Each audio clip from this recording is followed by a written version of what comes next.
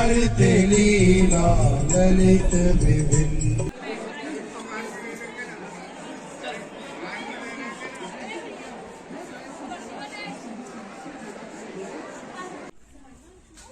हरे कृष्णा। কোথায় ধুলে? ওই তো ওখানে।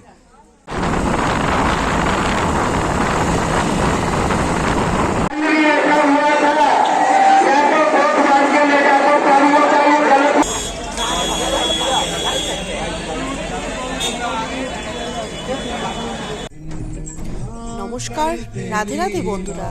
আজকে বৃন্দাবন পরিক্রমার তৃতীয় দিন। খুব সকালে বেরিয়ে পড়লাম, কারণ অনেক জায়গা দর্শন করার আছে। নন্দগাঁও প্রথম গন্তব্যস্থল। নন্দগাঁও কথিত আছে এটি নন্দেশ্বর পর্বতের উপর এই নন্দভবন। গোকুলে রাক্ষসের উপদ্রব বাড়ায়, গোকুলে অনেক ক্ষতি হওয়ায় নন্দবাবা ছোট্ট লালাকে নিয়ে নন্দগাঁওতে চলে আসে। একদিন নন্দভবনে স্বয়ং মহাদেব ছোট্ট কান্হাকে অন্য বেশে দর্শন করতে আসেন। দেখতে এসে মা যশোদা তাকে দেখতে দেন না, যাতে তার ছেলের নজর লেগে যায়। তখন মহাদেব সেই স্থানে তপস্যা করেন 3 দিন ওই দালানে বসে। তারপর মা যশোদা তাকে বাধ্য হন তার লালাকে দর্শন করাতে মহাদেবকে। এরপর হরিহর মিলন হয়। ছোট্ট গোপালকে নিয়ে কোলে নিয়ে মহাদেব অতি প্রসন্ন হন, আনন্দে আত্মহারা হয়ে যান। এখানে মাটি চড়াতে হয়। নন্দবাবা, মা যশোদা ও বলরাম ও কানহা ও তার 2 সখা এবং রাধারানী আছেন এখানে বিরাজমান। নন্দগাঁওতে অনেক মানত পূরণ হয়।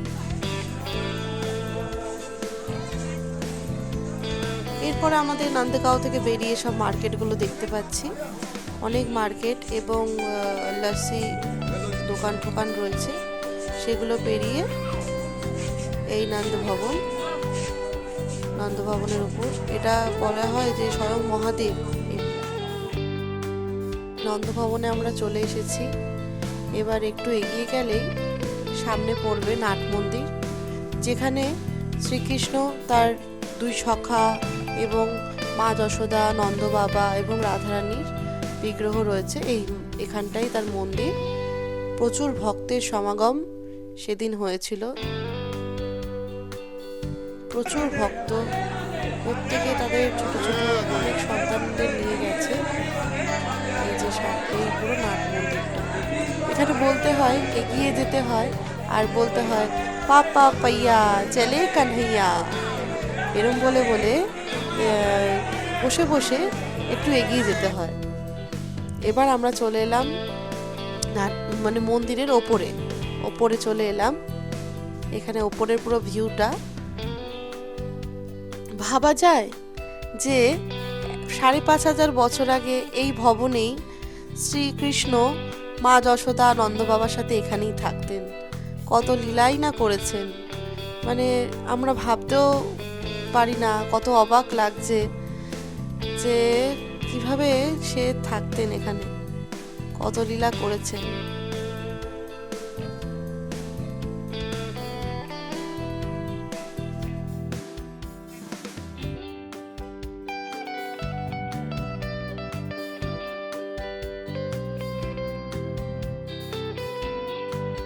যদি আমার ভিডিও আপনাদের সকলের ভালো লাগে, তাহলে লাইক, কমেন্ট অ্যান্ড সাবস্ক্রাইব অবশ্যই করে দেবেন।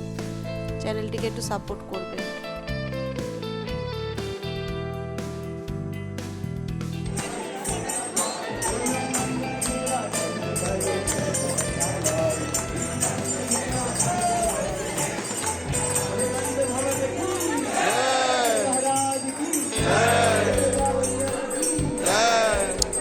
এবার আমরা যাচ্ছি মা যশোদার রসই।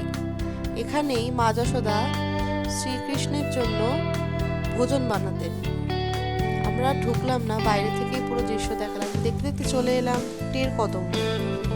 টের কদম্বতে আমরা এখন প্রবেশ করছি। এখানে গোবিন্দ রাসলীলা করতেন তার গোপীদের সাথে এবং রাধারানীকে নিয়ে। 6 গোস্বামীর প্রধান গোস্বামী ছিল রূপ গোস্বামী। এই টের কদম্বের বৃক্ষের নিচে এসে সাধন ভজন জপ করতেন। রাধারানী নিজের হাতে তাকে পায়েস বানিয়েও খাইয়ে দিতেন, এমনও হয়েছে অনেকবার। টেরকদম্ব খুবই প্রসিদ্ধ একটি স্থান, যেখানে শ্রীকৃষ্ণ প্রচুর লীলা করেছেন। এই যে শ্রীরূপ গোস্বামী এখানে এসে ভজন করতেন।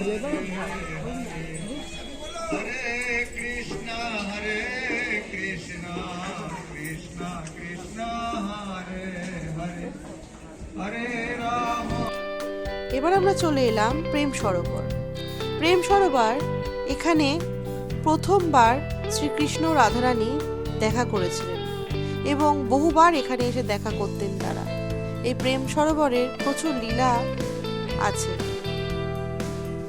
রাধারানী যখন গোবিন্দের সাথে আসতেন, এখানে লীলা করতেন, এবং যখন শ্রীকৃষ্ণ বিরহেও রাধারানী এসে এখানে প্রচুর অশ্রুপাত করতেন, তার প্রচণ্ড কষ্ট হতো। রাধারানীর সাথে গোবিন্দের এখানে প্রচুর লীলা রয়েছে। এখানে প্রেম বিহারী মন্দিরও রয়েছে। এর পরের গন্তব্যস্থল হলো বারসানা। যেহেতু নন্দগাঁও আর টেরকদম্ব থেকে বেরোতে অনেকটাই দেরি হয়ে গেছিল, যার জন্য বারসানাতে পৌঁছাতে আমাদের অনেকটা দেরি হয়ে যায়। যার জন্য আমাদের বাইকের সাহায্যে গ্রামের রাস্তা ধরে, পাহাড়ের রাস্তা ধরে অনেকটা ঘুর পথে যেতে হয় বারসানা। আমার ছোট্ট ছেলে মুকুন্দকে নিয়ে বাইকে করে আমার হাজবেন্ড উঠছিল, পিছনে আমিও অনেকটা বাইকে ছিলাম। প্রচণ্ড ভয় করছিল যে এই চড়াই উতরাই রাস্তা দিয়ে কী করে যাওয়া যাবে। কিন্তু বলে না, এটাও রাধারানীর কৃপায়, অশেষ রাধারানীর কৃপা আমাদের উপরে ছিল। সেদিন আমরা সুন্দরভাবে রাধারানী দর্শন করতে পেরেছিলাম। অনেক অপেক্ষার পরে শেষে রাধারানীর মহলের কাছে আমরা পৌঁছেছি এবং ভোগারতির সময় আমরা পৌঁছেছি। যেহেতু সেদিনকার উইকেন্ড ছিল, প্রচণ্ড ভিড় ছিল, আর প্রচণ্ড ভিড়ের মধ্যেও আমরা মন্দিরে পৌঁছাতে পারি। এই যে এটি রাধারানীর একটি মহল, বারসানা।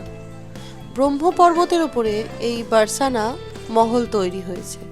যেহেতু তখন ৫,৫০০ বছর আগে খুব রাক্ষসের উৎপাত ছিল, রাক্ষসের উপদ্রব থেকে বাঁচার জন্য ওই বারসানা মহল ওই ব্রহ্ম পর্বতের উপরে গঠিত হয়।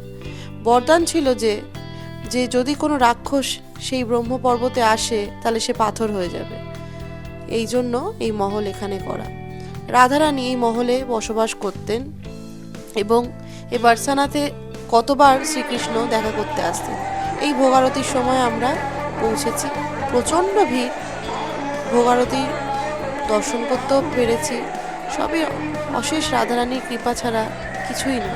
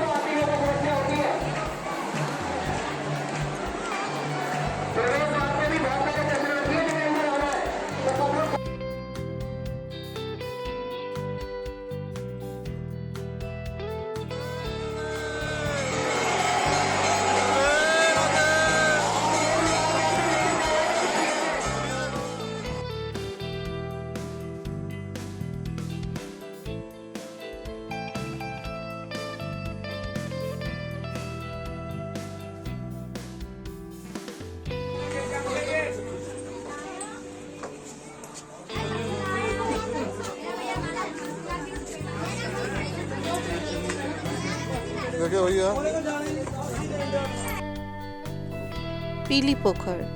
পিলিপোখর এখানে রাধারানী মেহেন্দির হাত ধুয়েছিলেন। রংটা মেহেন্দির রঙের মতোই, কিন্তু এর বিশেষত্ব একটি যে এখানে হাতে তুলে জলটি ধরলে জলের রং পুরো সাদা, পরিষ্কার জলের মতো।